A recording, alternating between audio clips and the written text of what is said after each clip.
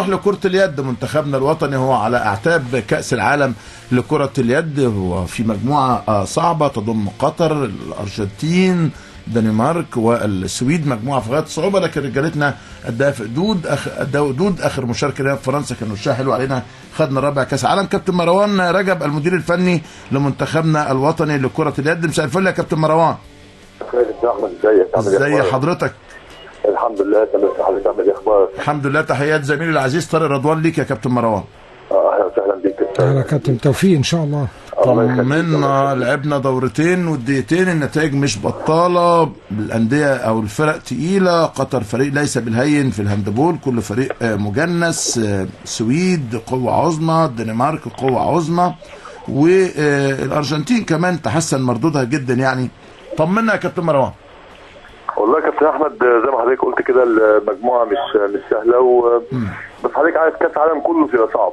صحيح. كل المجاميع يعني اللي يقول لحضرتك المجموعه دي سهله كل المجاميع واصبحت بس المستوى بين الفرق متقارب جدا. نعم.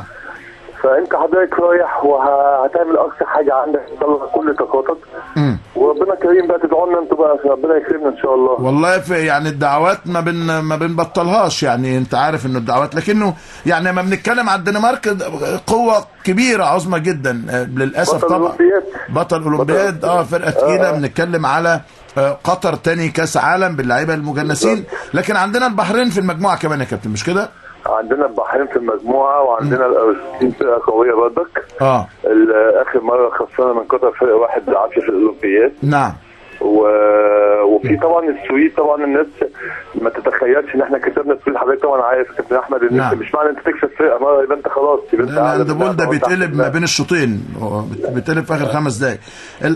اللي استغربنا له الحقيقه استبعاد فلفل كان له دور مهم جدا في بطوله كاس افريقيا في القاهره. الحارس فلفل يعني كان ايه السبب يا كابتن؟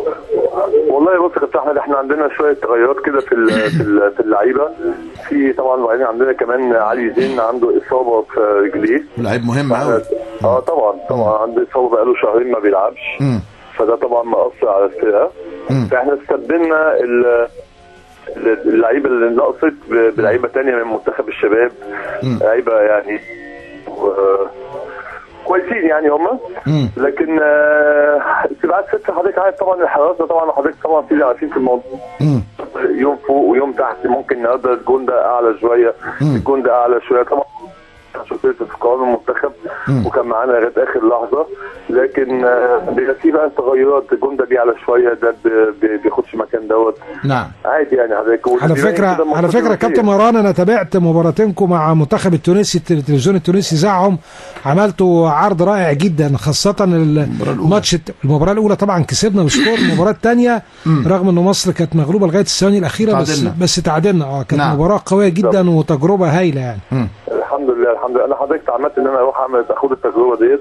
اول حاجه عشان اكسر المشاكل النفسيه بين التوانسه والمصريين والكلام ده كله.